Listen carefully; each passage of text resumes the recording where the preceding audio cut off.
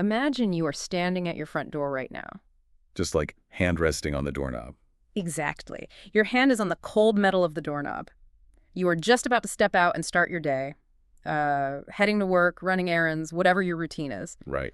Now, I want you to pause just for a second and ask yourself a really heavy question. Is a heavy one. If you knew with absolute, undeniable certainty that this was the very last time you would ever cross that threshold, how would you have treated your loved ones this morning? What would you have said to them before walking out that door? I mean, it completely shifts the weight of a normal, mundane morning, doesn't it? Totally. Suddenly, the rush to find your car keys doesn't really seem to matter, but the tone of voice you used when you said goodbye, that matters more than anything. It really does. And that exact, heavy, hyper-aware headspace is where we are living for today's deep dive. Yeah, it's a profound place to start. We are unpacking a translated philosophical text written by Lifechanyuan, edited by Kinyu, and it's centered around a single profound maxim created by Dayun Celestial of Lifechanyuan. Right, and that maxim is anywhere, anytime, fully accounted. Anywhere, anytime, fully accounted. It's a phrase that, on the surface, sounds a bit like an audit, like you're sitting down to balance a ledger. Like doing your taxes. Exactly, yeah. And in a way, you are. But the ledger we are balancing here has absolutely nothing to do with finances. It is entirely emotional and spiritual. Okay, let's unpack this, because the core premise of this philosophy is a radical blueprint for living a life that is 100% free of regret. Free of regret, free of anxiety, and crucially, free of attachment. Right. And we should acknowledge right up front that for you listening, adopting a mindset where you treat every goodbye like it could be your last, well, it might sound incredibly morbid. It feels a little dark at first glance. Yeah, a bit dark. We don't naturally want to dwell on our own end. But the philosophy here flips that entirely. It does.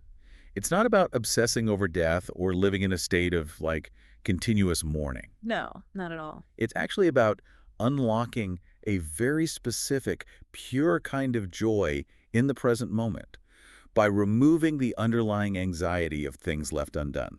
To get to that joy, though, we really have to look at the why. Why do we need to be fully accounted? And it comes down to a reality that most of us spend our entire lives trying to ignore, which is impermanence. Right. The argument here is that life is a wildly unpredictable journey, and any moment, any location could literally be our final stop. There is a cognitive blind spot psychologists call normalcy bias. Well, We naturally assume that because things were a certain way yesterday, they will be that way tomorrow. like, of course my house will be here when I get back. Exactly. When we leave the house, our brain just assumes a guarantee of return. But this text strips that comforting illusion completely away. It's just an illusion. Yeah, those casual farewells tossed over your shoulder, they might be final partings. You simply might not get a chance for one last word. It's terrifying, but undeniably true. There's a classic philosophical quote brought up here. No one steps in the same river twice. Because the water is always flowing. Right. The water is flowing, so the river is fundamentally different every single second. It makes me think about how badly we misjudge our own reality. Oh, for sure. I think a lot of us treat our lives like a movie we are watching on the couch. We assume we can just hit pause when we leave the room to grab a snack, and we trust that everything and everyone will be frozen in place. Just waiting for you to come back. Exactly. We expect them to be exactly as we left them when we decide to come back and press play again. What's fascinating here is that when you finally do unpause that movie, you realize the actors have aged, the set has changed, and you missed the transformation entirely. You completely missed it. Yeah. The philosophy leans heavily into the Buddhist concept of impermanence to explain the mechanics of this. It points out that microscopic changes are constantly accumulating right under the surface of our lives. And we just don't see them. We don't. But eventually, those small changes reach a critical mass and result in a major shift that happens in an instant. The metaphor used here is a tsunami or an earthquake. Right, because a tsunami doesn't give you a 2-week email notice to get your affairs in order. No, it definitely doesn't. It just arrives. Exactly. Think about tectonic plates. They grind against each other silently for decades, completely invisible to us. That's the slow accumulation of impermanence. And then snap. Then one day, the tension snaps. The earthquake happens. We are completely powerless to stop that snap. We really are. We cannot control the external world or freeze time. So the only logical response, the only thing we actually can control, is ensuring our internal state is adapted to the reality of sudden, massive change. There is this beautifully haunting piece of poetic imagery used to drive this home. It's a quote from a poem. Last year on this day, within this gate, human faces and peach blossoms reflected in red. It's gorgeous. It really is. It paints this vibrant, perfect picture of a memory, a moment frozen in time, but then it contrasts it with the present. You're nowhere to be found while the peach blossoms still smile in the breeze. The peach blossoms still bloom, completely indifferent to our absence. They just keep blooming. The world just keeps turning. It's a stark reminder of the fleeting nature of our presence. If the world won't pause for us, we have to be ready to leave it at a moment's notice. We must be anywhere, anytime, fully accounted. Exactly. Okay, so if the ground is literally shifting beneath us and the tectonic plates of our lives could snap at any second, what is the actual game plan? How do we actually do this? Yeah, how do you become fully accounted on like a random Tuesday? Well, the actionable advice here revolves around emotional housekeeping. Emotional housekeeping, I like that. It means actively sharing your deepest blessings and your praise with your loved ones right now.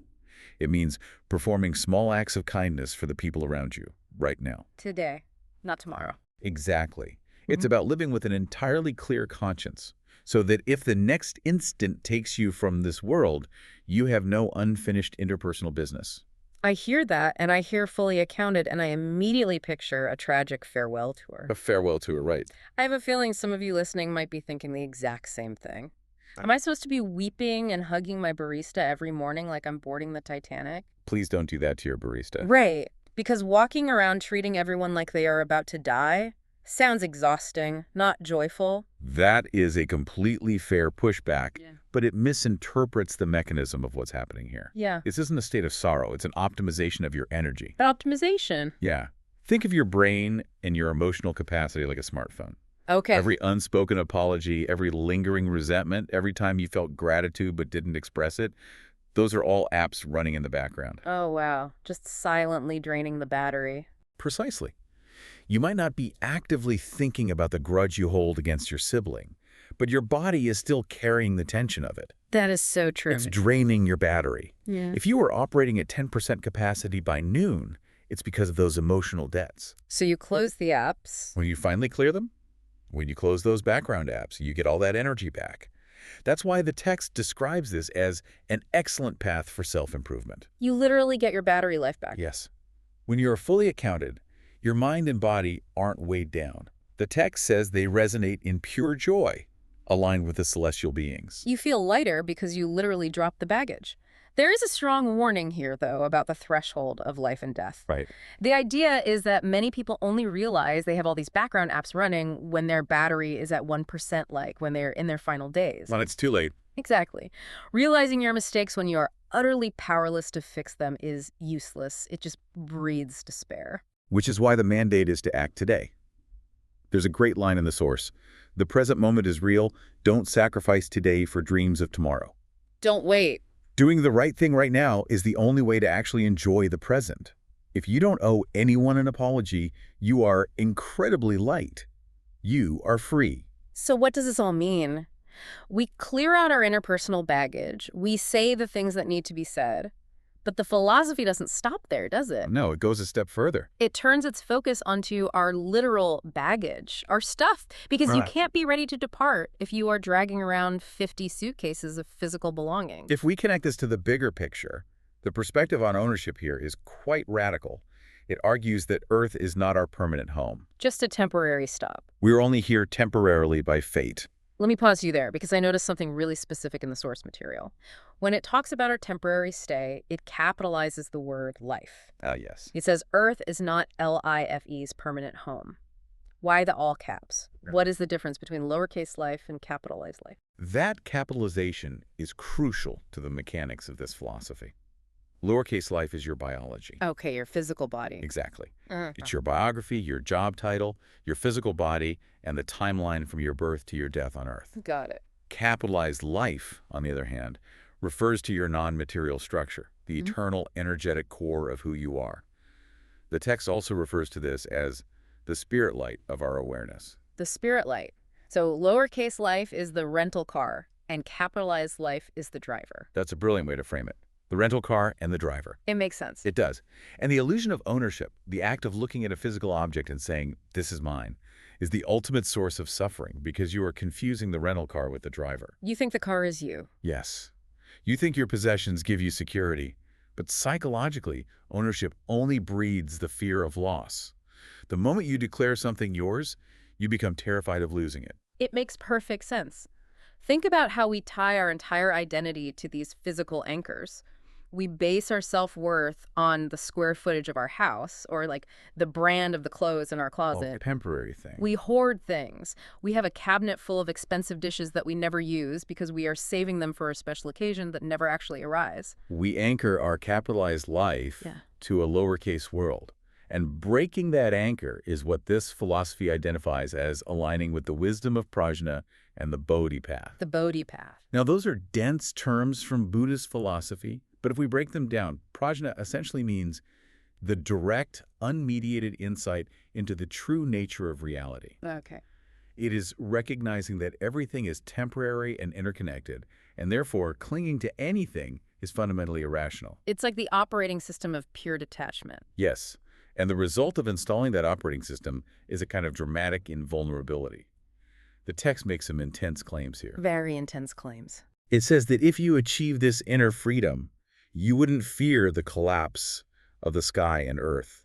You wouldn't fear magnetic pole reversals. Which is wild. It even says being attacked by blade and fire couldn't harm a single hair. Which sounds completely wild at first glance. I mean, a blade is definitely going to harm my physical hair. True, but it's speaking to the invulnerability of your capitalized life. Oh, the driver, not the rental car. Exactly. If your entire identity is rooted in your spirit light, and you have completely detached from your physical possessions and even your physical body, what can the physical world actually threaten? Nothing, really. A collapsing sky or a fire can destroy your house or your biological vessel, but they cannot burn your spirit light. That is where the absolute fearlessness comes from. Because you've let it all go. You have nothing left to lose because you've already voluntarily let go of it all. You're fully packed and sitting in the lobby waiting for the taxi. That's the goal. Which sounds amazing in theory. But the author is very realistic about how brutally difficult this is to actually achieve in practice. It is incredibly hard. To prove it, the source offers two profound thought experiments. And if you are listening to this, I really want you to put yourself in these scenarios. These tests hold up a very harsh mirror to our daily realities. Here's where it gets really interesting. The first test is the Jesus thought experiment. Okay. Imagine you are sitting exactly where you are right now, in your car, at your desk, folding laundry. And Jesus, or whatever ultimate spiritual figure resonates with you, suddenly appears right in front of you and says, "It's time. Leave this world with me right now." Right now. Could you sit and step and go? Or would you hesitate? If your immediate reaction is, wait, I just need to send this one email, or let me just say goodbye to my kids, or what's going to happen to my dog, then the text argues you have failed the test. You failed the pop quiz. You are not anywhere, anytime, fully accounted. Yeah. Your threads are still tied to the physical world. It's the ultimate pop quiz. And if you somehow pass that one, the second thought experiment is even harder. It really is. It's called the earthly paradise test. Imagine if right down the street from where you are listening to this, an absolute, idyllic, perfect, earthly paradise opened up. A literal utopia. A literal utopia. No pain, no suffering, pure joy. Could you really just drop everything you are holding, walk forward into it, and never look back at your old life? It forces you to realize how deeply addicted you are to your current reality, even with all of its flaws, stress, and pain. The gravity is strong. Familiarity is a powerful gravity. And this leads us to a fascinating paradox that the text explores regarding heaven's gates. Yes, the open gates. It explicitly states that the gates to heaven, or this ultimate paradise, are completely 100% open to everyone. There is no bouncer. No gatekeeper. It specifies that they are open to people of any faith. Christians, Buddhists, Muslims, they are open to the good and the bad. To people of all races, white, black, yellow. The gates are unguarded, wide open, and universally accessible. This raises an important question. If the gates are wide open to absolutely everyone, including the bad people, why does the philosophy immediately state that finding and entering heaven's gate is incredibly difficult? Right. Why is an open door so hard to walk through? Exactly. That is the paradox. Think about a bird that has lived its entire life in a cage. You can swing the cage door wide open. You can put the cage outside in a beautiful forest. But the bird stays. Right. If that bird has spent years decorating its cage, obsessing over its little mirror, and forgetting how its wings work, it is going to look at the open door and freeze. Because the barrier to paradise isn't external judgment or a locked gate. No, it's not. The barrier is entirely our own internal baggage. It's the apps running in the background. The text asks, how many unfulfilled dreams weigh on us? How many attachments linger in our hearts? How many bonds still captivate us? We are holding ourselves back. It's not that we aren't allowed in. It's that our legs literally will not carry us away from the things we have hoarded. The philosophy ends the specific thought with a very brutal, honest truth. Saying it is easy, doing it is difficult. Because every unresolved grudge, every unsaid I love you, every ambition tied to your ego, and every single physical object you claim as mine acts like a microscopic thread tying your spirit light to the ground. Like Gulliver's Travels or something. Exactly. Snapping one or two of those threads is manageable. But when you have millions of them woven around you, you are anchored to the floor. You can't move. You can stare at the open gate all you want, but you can't take a single step toward it. You are immobilized by your own attachments. So let's zoom out and summarize the journey this deep dive has taken us on today. It's been a journey. We started by acknowledging the terrifying tsunami of impermanence, the physical reality that our lives are shifting constantly and could end without a moment's notice. And from there, we looked at the practical antidote, which is emotional housekeeping. Clearing your emotional debts today so your battery isn't drained by unsaid words and unresolved conflicts. We then explored the illusion of mine, recognizing the difference between our temporary biological life and our eternal capitalized life. And realizing that the physical things we hoard are just heavy luggage, causing us fear and suffering. And finally, we faced the ultimate test, the stark realization that even if paradise opened up right in front of us, we couldn't walk inside unless we had completely severed the threads of our earthly attachments. It is a radical, demanding call to restructure how we view our existence. It really is. And I want to challenge you, the person listening to this right now, to apply this framework to your own life today. Take an audit. Yeah, take an audit. What are the specific unpaid debts or lingering attachments that would anchor you to the floor if your call to depart came this afternoon? Who do you need to call and forgive? What object in your house do you need to stop obsessing over? It's a profound, ongoing exercise in self-awareness. It requires constant auditing. And I want to leave you with one final provocative thought to mull over.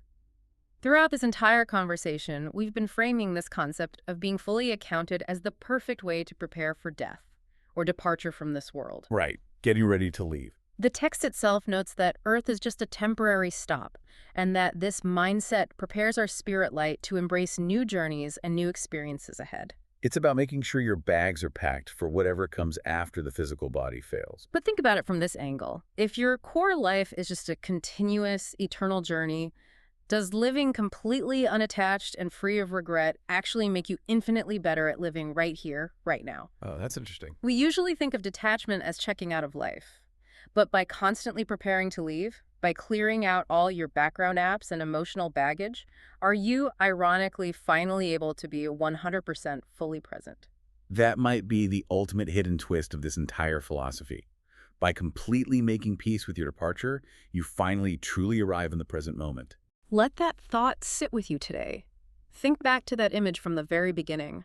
You are standing at your front door. Your hand is on the doorknob. Last time. If you do the hard work to live your life anywhere, anytime, fully accounted, maybe you don't step out that door with fear or a sense of tragic finality. Maybe you finally step out with absolute, unshakable freedom.